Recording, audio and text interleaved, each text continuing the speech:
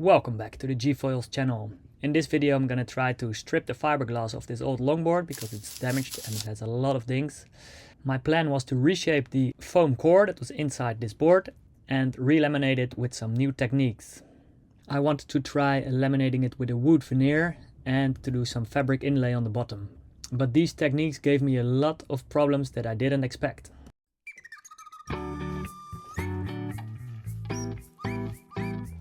So the first step of this process was to remove the fiberglass from the foam core.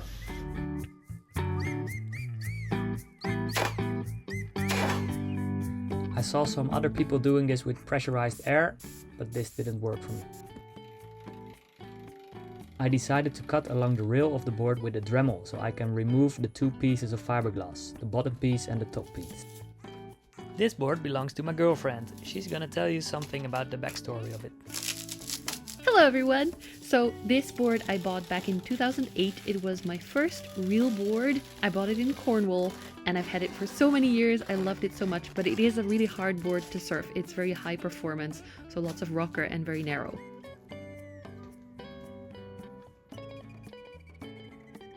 The deck is now stripped.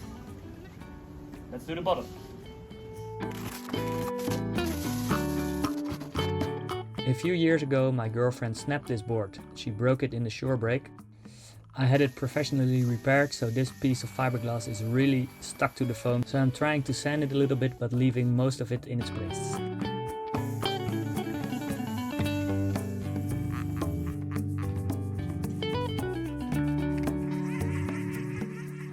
Now the fiberglass is stripped, I can start repairing the foam. It has some holes, imperfections and creases in it, especially in the rails at the nose. So I will try to repair that.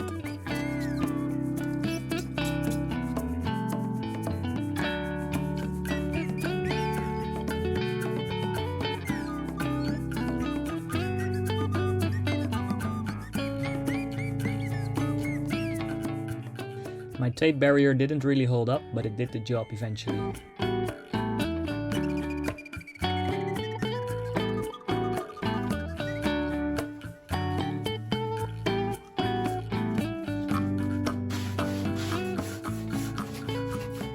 I tried to get the blank as close as possible to its original shape, but it needs a lot more work to get it perfect.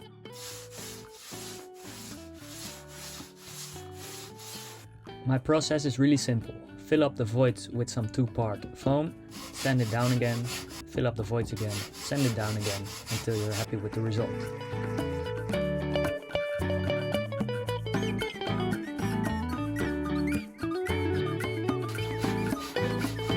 The foam did become pretty yellow over all the years of using and laying in the sun, so I tried to get all the yellowness out of it by sanding it.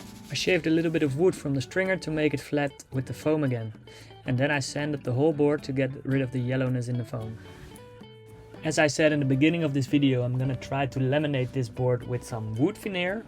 So I'm now making a template for the veneer to cut it precisely before I laminate it on the board.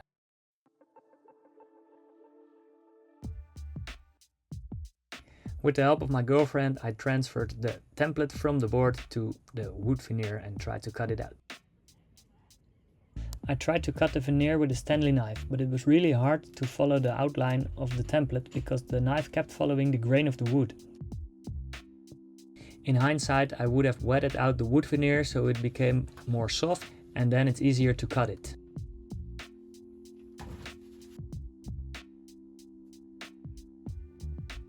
Now it's time to glue the wood veneer onto the blank. I used a PU glue that required to spray a little bit of water onto the veneer, but that caused the veneer to warp pretty badly and you can see it creasing up during the vacuum bag process.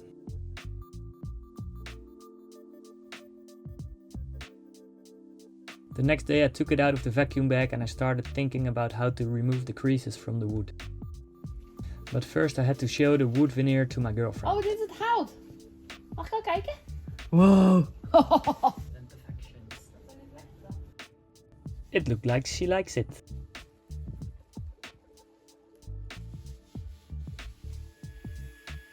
I decided to sand the creases and then patch it with some new parts of veneer.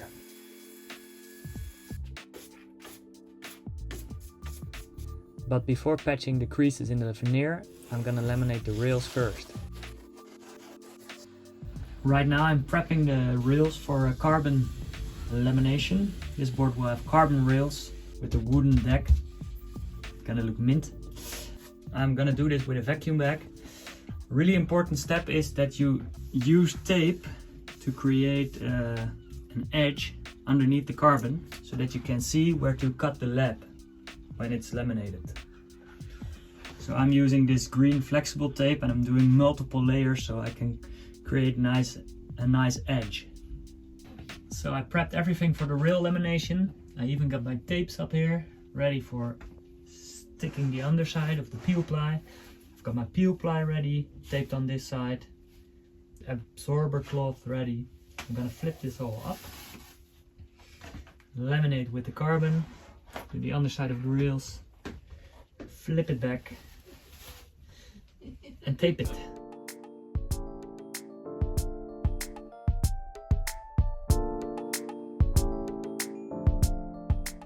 I'm using some purple pigment in my epoxy because I thought it would look nice, but eventually that didn't show in the carbon at all.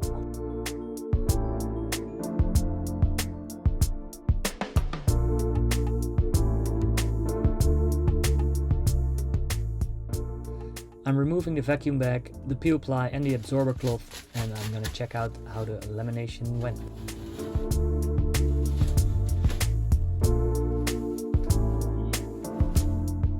You can see the line of the wood, and then you can see the line of the tape that I made 2 layers for the cut lap. I'm gonna trace it first with a white pencil, and then I'm gonna cut it.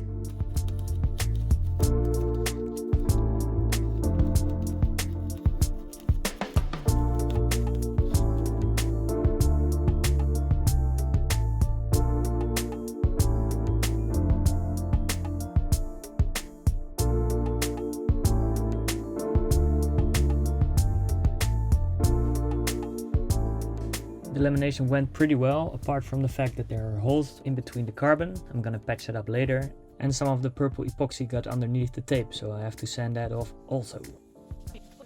Next up is the bottom lamination, where I'm trying to do a fabric inlay, but it turned out to be really difficult because the fabric was very stretchy.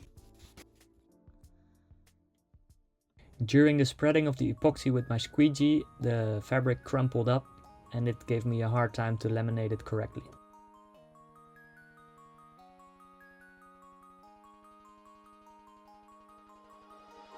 So I decided to mix up a big batch of epoxy and put the whole cloth into it to soak it. Then putting a thin layer of epoxy on the board and then draping the cloth all over it. This turned out to work pretty well, and the next day I could start to trim it along the edge of the carbon.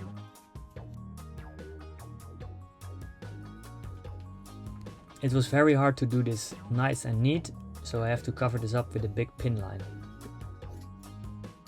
I'm laminating the bottom with 1 layer of 6-ounce fiberglass.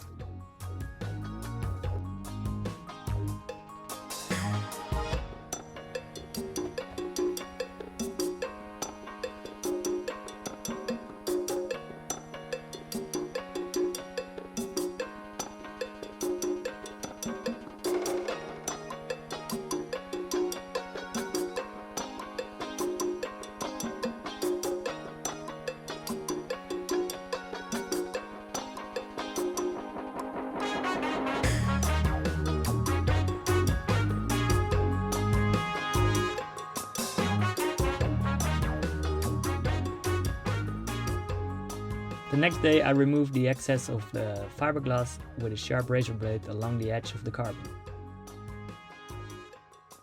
Now it's time to patch the holes in the wood veneer. I used some leftover veneer, soaked it in water and then cut the right shapes out of it and glued it down and put it in the vacuum bag again.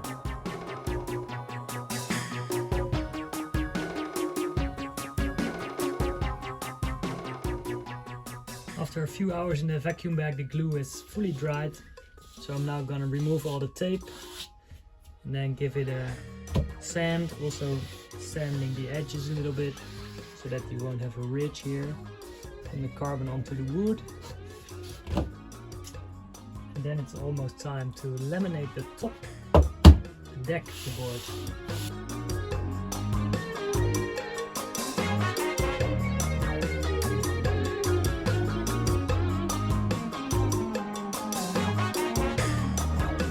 now prepping the fiberglass for the top lamination and one layer on the rest of the board, because the wood makes it already pretty strong and dent resistant.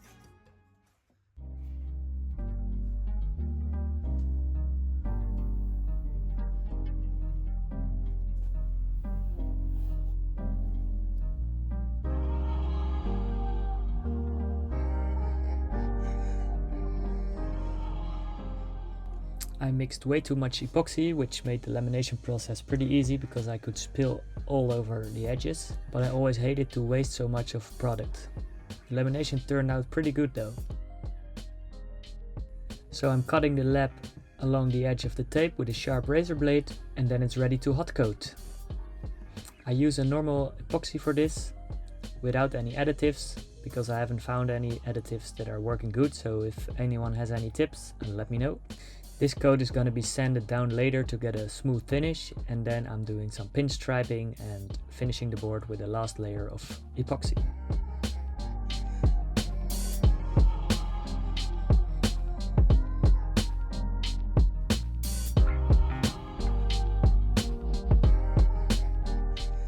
I'm using 240 grit to sand.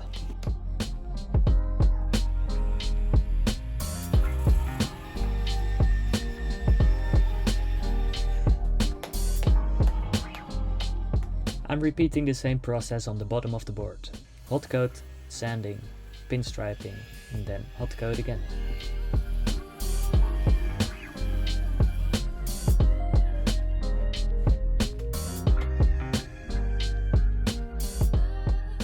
I'm using some green fine line tape to mark out where I'm gonna do the pinstripe. I then use a Posca pen to do the actual pinstripe in between the tape.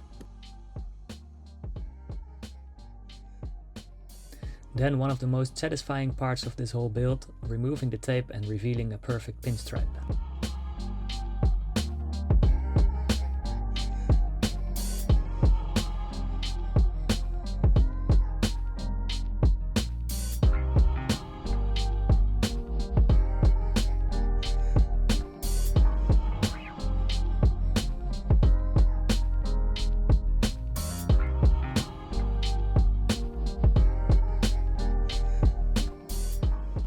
I'm now taking the board's final measurements and writing it down with a Posca pen near the fin box.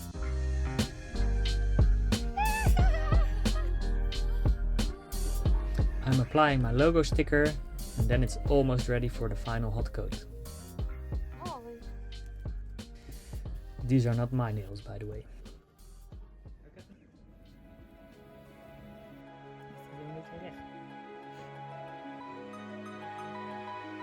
Nee, sir. Dit is mijn board.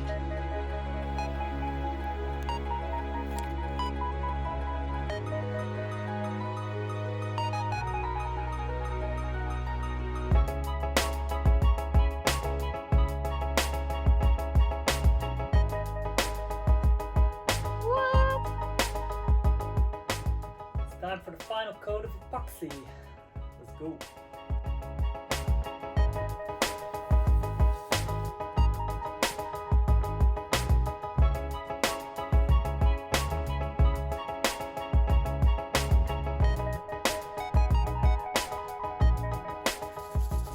After the hot coat on the deck, there were some very big imperfections like fish eyes on the rails, so I touched it up with some extra epoxy and then sanded it again until it was a smooth finish. All the work I did so far was during the summer. After summer I was pretty busy with work, so the project got delayed a little bit, and now it's half November, pretty cold outside, and I have to do the final sanding, and then it's finished.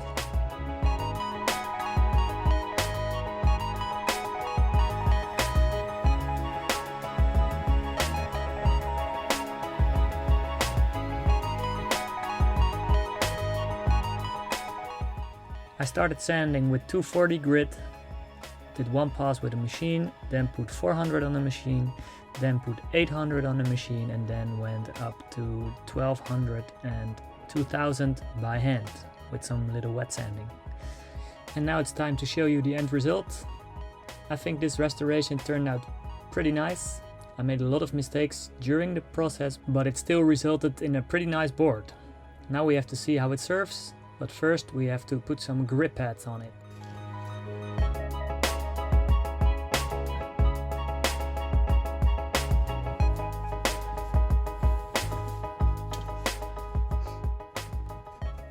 I reached out to the Van der Waal surf grip company and they kindly gifted me a full pack of hexagon stickers to put on my board to give me some grip and not spoil this beautiful wooden look with wax.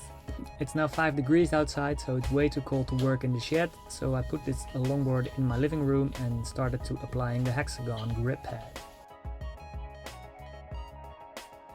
First I laid them out to see how many I could fit on the board, and then I started applying them. As soon as I stick them on the board, they become invisible because they're see-through. I hope I have enough because they're not covering the whole width of the board to the edge of the rail. I think it's okay like this because mostly surfers' feet are in the middle of the board.